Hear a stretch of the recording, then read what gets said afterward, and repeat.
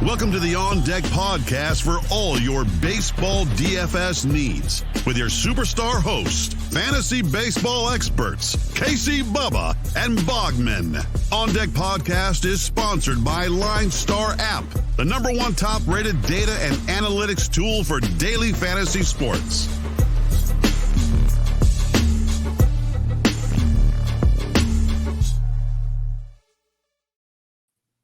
And welcome back, everybody, to another episode of the On Deck MLB DFS podcast, brought to you by the wonderful people at LineStar Sports. Make sure you follow them on Twitter at LineStar App and at LineStar MLB, and download the app. That's the most important part. If you take anything from this show, download the LineStar app. It can do everything you need to build your winning lineups in the palm of your hands for all the sports, all the different sites, everything. It's beautiful. So go check that out and download it in the Google Play Store or the Apple App Store and start winning immediately. You can find myself on Twitter at BDentric and my co-host, as always, on Twitter at Bogman Sports. Scott Bogman, how are we doing, my friend? I'm doing well. Runs were cheap tonight. So lots of runs scored, insane offensive production, which is exactly what we thought because we didn't like most of the pitching from last night.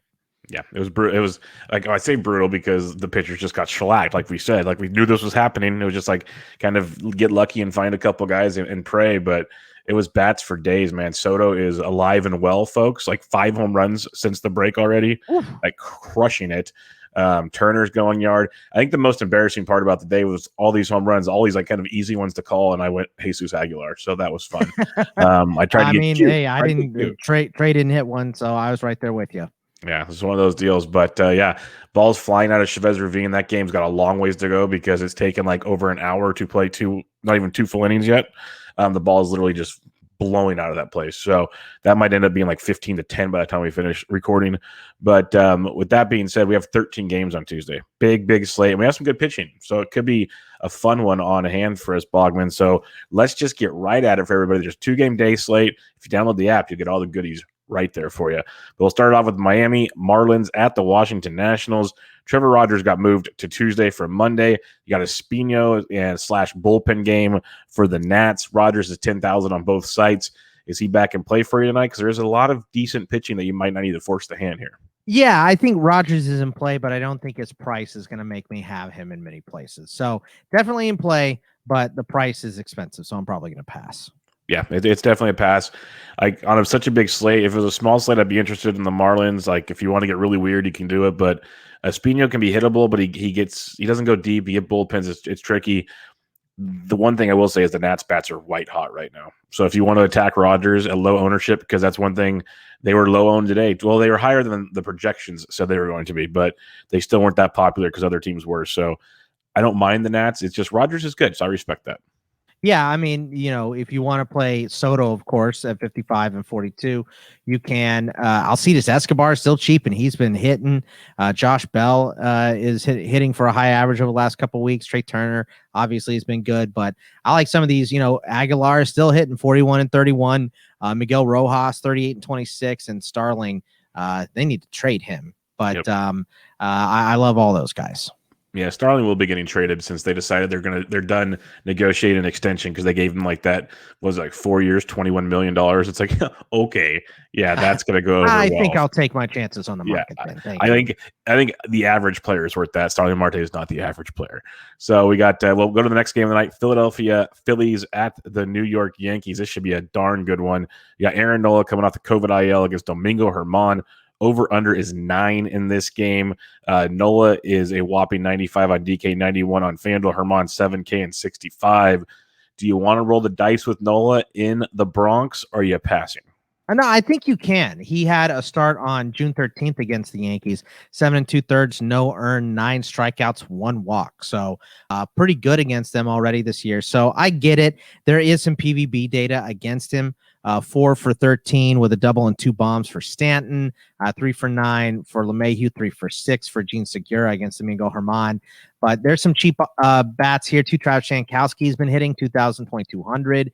Real Muto, McCutchen, and then Harper. And then on the Yankee side, Odor, Torres, and Andujar is a nice cheap option, cheaper on DK than FanDuel at 21 and 23. So I think Nola, and I like some of the bats here.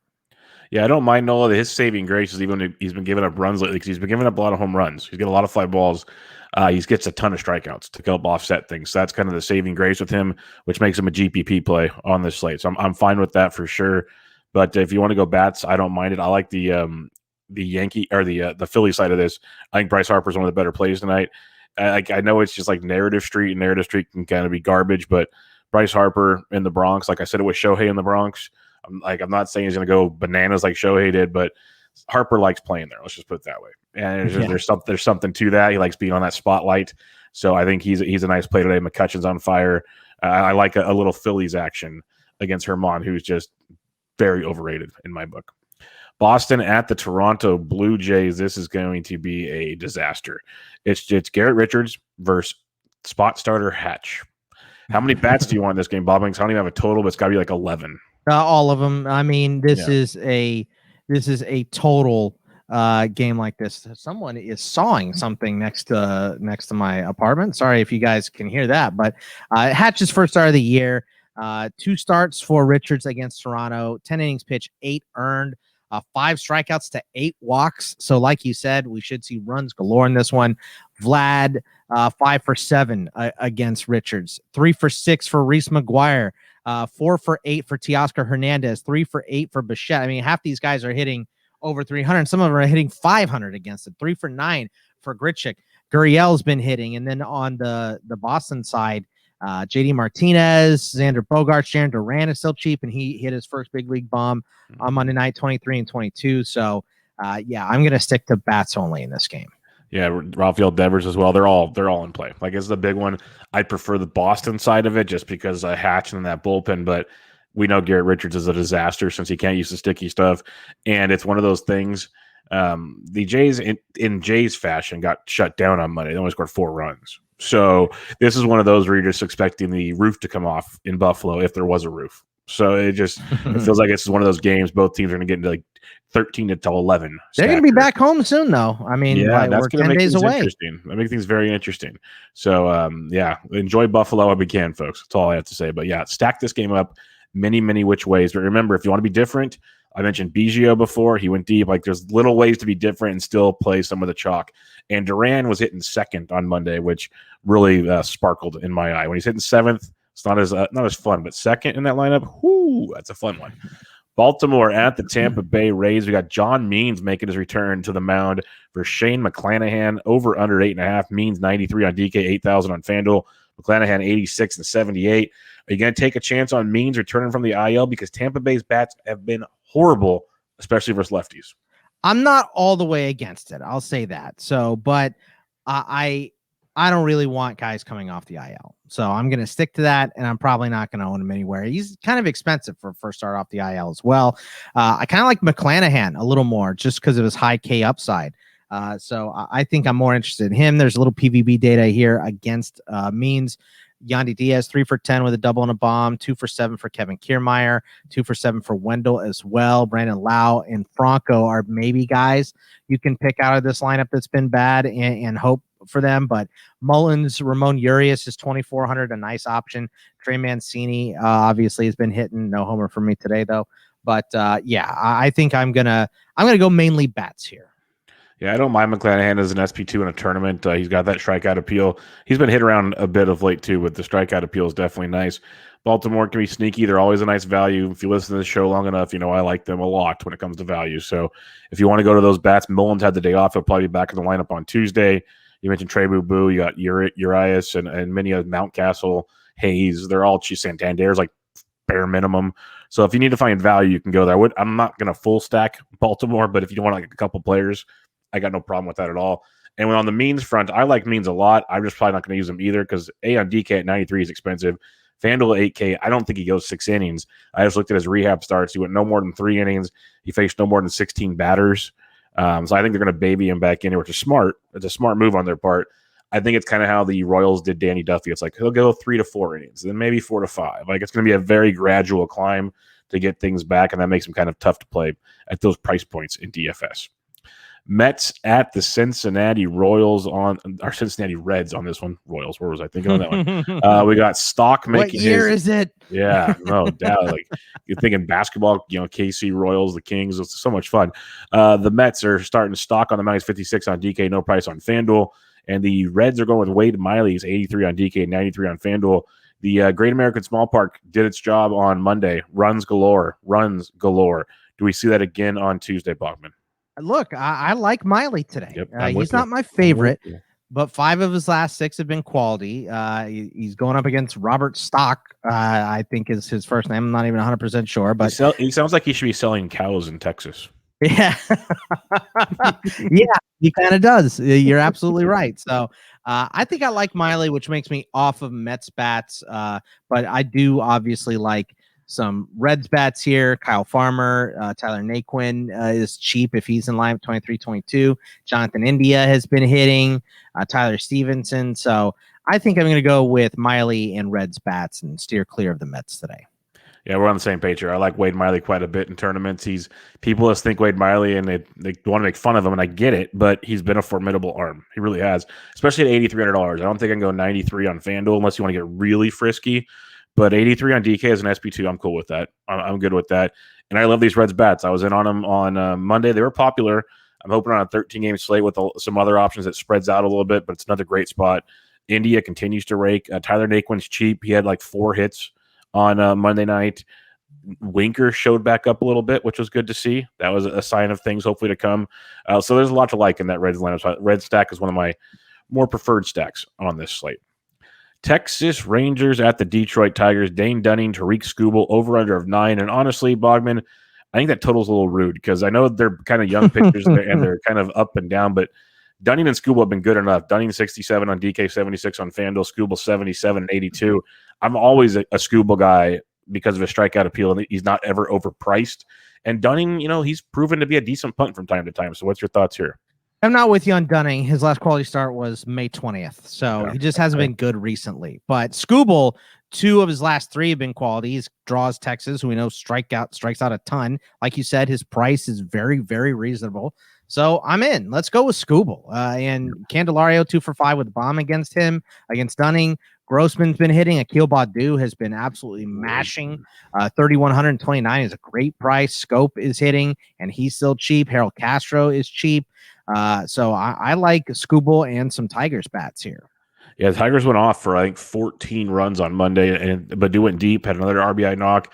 He's leading off, and that price tag is ridiculous. Like, he's cash viable at that point. And similar to what I said about the Orioles, like I like the Tigers more than the Orioles if we want to talk value stacks.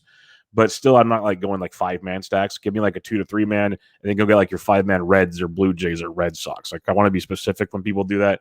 Don't go. I'm not going all in on Tigers. They scored 14 runs. They might not score another run the rest of the week. Let's be realistic about this situation. But Baddoo, especially at that price tag, is outstanding. So I'm on board with you on that one. San Diego at the Atlanta Braves. We have a rainout on Monday. So at least we got that one right. That was good.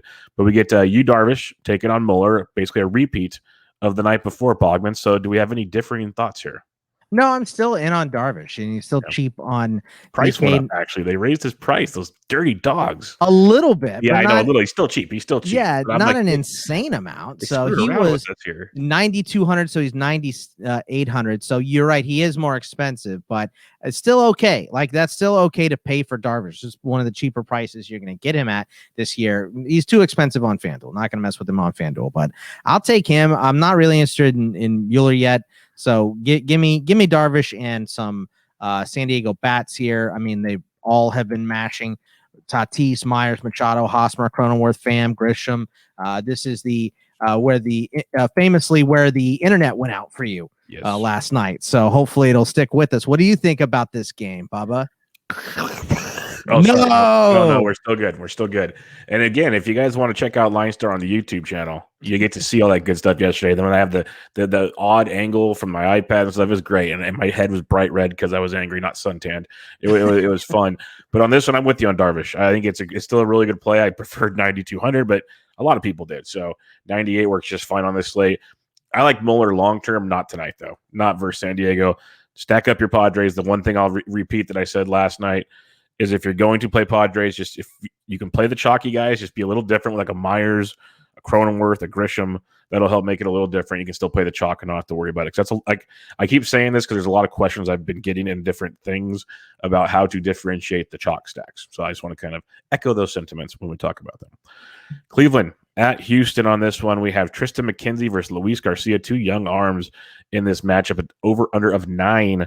McKenzie 8K on DK, 69 on FanDuel. Garcia 10-4 and 96. Garcia was originally scheduled for Monday, got moved to Tuesday. Greinke pitched. We know how that went. I'm still in on Garcia. Yeah, I mean, I think you have to be. So I'm right there with you. He's probably still going to be my favorite pitcher of the night. I think how much was he last night? He was 96 and 94 last night. And tonight he's 10-4 and 96. So went up on both sites, but still one of the better pitchers. Houston isn't in their best hitting streak right now. So I get McKenzie as kind of a contrarian tournament play. He was good in his last start too. So I get it. I'm probably not going to mess too much with him. I'm not going to invest a ton in him, but I understand taking a shot if you have multiple lineups or something. Yep, but for me, it's mainly it's mainly Garcia and just a couple Astros bats, Tucker Altuve, Jordan Alvarez, any of those guys. Yeah, I'm definitely not stacking the Indians. It's one of those. If I want to be different on this slate, I'll pick like the Tigers or someone before I start going with the Indians. If the Indians go off, I just move on to Wednesday. That's just how it's going to go. Like I'm fine with that. But I like your take on McKenzie because he is a very good guy. I remember even last year, he had such high ceilings and low floors. So he's a great tournament play because we saw him go 25 plus points. If he can go deep, he's going to get strikeouts. Exactly. He just needs to work on those walks. Exactly. So you've seen him go like -10. He's got such a range of outcomes. It's terrifying. That makes for a great tournament play at low ownership because no one will play him against Houston. So I like that call. If you want to get a little different, you can go there. And I like that quite a bit. Minnesota at the Chicago White Sox. They had a doubleheader on Monday. Lots of entertainment in that one, actually. But we get one game tonight. Bailey Ober versus Dallas Keuchel. Over-under of 9 on this one. Ober 88 and 72. Keuchel 73 and 7K. How many bats do you want in this one? All of them. I mean, I don't want anything to do with the pitching here. Look, Keuchel, I can understand because he's had one good start, one bad start against Minnesota. I have a real hard time believing in him, so I'm not going to do it. But I get like fighting for him. I'm not going to. I'm still Nelson Cruz. I love today 18 of 55 against Dallas Keuchel with a double and 6 homers, hitting .327 against him. Donaldson 9 for 32 with 2 homers and a double, 4 for 14 for Polanco, hitting .286 against him. And then Kepler, Luis Arraez, Miguel Sano have all been hitting as well. If you want to go to the Chicago side against Ober, I mean, Tim Anderson is smashing right now. Adam Engel, Lori Garcia, Jose Abreu, Jake Berger, if he's in the lineup, is cheap and has been hitting. So, yeah, I'm more of a stack either side of this one. Yeah, no, I don't mind that at all. I prefer the White Sox side. They are heating up in a big way. Tim Anderson continues to just rake, so I like him quite a bit. But there's like good value there. Like Sheets went deep again on Monday. Berger's been swinging it. Vaughn's been swinging it well. There's lots of value actually in this lineup. So just they mix up the order a lot. So you got to kind of see when it gets released how you want to attack it. But I think the White Sox could be a very nice, potentially, hopefully, lower owned stack tonight against Ober, who's got some good stuff, but he gives up a lot of home runs. So I think it's a great spot to attack with some White Sox bats on this slate. Chicago Cubs at the St. Louis Cardinals. We got Trevor Williams coming off the IL at 9,200 on DK, 66 on FanDuel, going up against Johan Oviedo, 65 and 58. Either pitcher tickle your fancy? Nope. I have no interest in either one of these guys. Oviedo, not enough Ks, too many walks. 2 out of 10 starts are quality for Williams. So give me bats in this one. A lot of PVB data here. Arenado 3 for 6 with a bomb, 8 for 27 for Carpenter with 2 doubles, 3 bombs, 7 for 18, 389 average with a double and a homer for Goldie, 7 for 20 for Paul DeYoung with 3 doubles and a bomb, 9 for 27 for Yadi Molina with 4 doubles. I mean, they hit Williams hard. St. Louis does. So I love their bats. Baez, Hayward, Contreras, Ortega, Horner on the Chicago side, all are pretty good. Horner 33 and 25, nice good deal here. Tyler O'Neill, Harrison Bader, only other guys really smashing. But I like St. Louis a lot. St. Louis bats a lot in this game. I don't blame you. Like, they didn't go off against the Giants, but Goldie's been homered almost every game, it felt like, and then they popped off on Monday. Goldie went deep again. So I think it could be a nice little spot to attack on this one, with Williams coming off the IL and then that Cubs bullpen. I would love to stack the Cubs. Their bats have just been so inconsistently cold. Like, they have one game a week. It's like the Tigers. Like, they have one game a week and then they just disappear again. Oviedo's a great spot to do it against, but on a slate like this, I think I'm just going to pick my poison elsewhere. And if they do it, they do it. But I do like some St. Louis bats to be contrarian, like you're saying. I think it's a good spot to attack Trevor Williams and the Cubby bullpen. Let's head to Coors Field. The Seattle Mariners versus the Colorado Rockies. Marco Gonzalez, Herman Marquez, over under 10.5 on this one. Gonzalez 6K 68, Marquez 81 and 86. Either pitcher for you tonight? I love Marquez. I think he's my second favorite pitcher behind Garcia on this slate. 9 out of his last 10 have been quality starts. 6 of those were at home. So and it's against Seattle. I really like him here. So Marquez might be you know what? I'm just going to say it. He's my favorite pitcher on the night is Marquez in Colorado. I like it, Bogman, going out on a limb with this one. Let's go get him. He's cheap too, 81 and 86. I like that a lot. Gonzalez just hasn't had it recently. So, I'm Marquez and a couple of bats here. I mean, Charlie Blackmon's been hitting, Ryan McMahon back to hitting. Josh Fuentes is probably too expensive, but he's been hitting too. Chris Owings, if he's in the lineup, is a cheap option. So, yeah, give me Marquez, man. I love him. Rockies are very cheap on FanDuel, folks. So you got that going for you. Very affordable on FanDuel. You can still get them on DK if you want, because I'd have no problem attacking Marco Gonzalez in Coors Field. I do like Marquez a lot. It's funny because no one was rostering him when he was like in the 6K range in Coors Field, and I was all over him. I can't wait to see how low owned he is on Tuesday with 8,100 on DK, 86 on FanDuel. I think on FanDuel, he's going to come in less than like 5% owned, and he could literally win the whole thing for you if he pitches a Marquez type game. He might give up a couple runs because Coors Field, but he could strike out a ton of Seattle Mariners, a ton of them.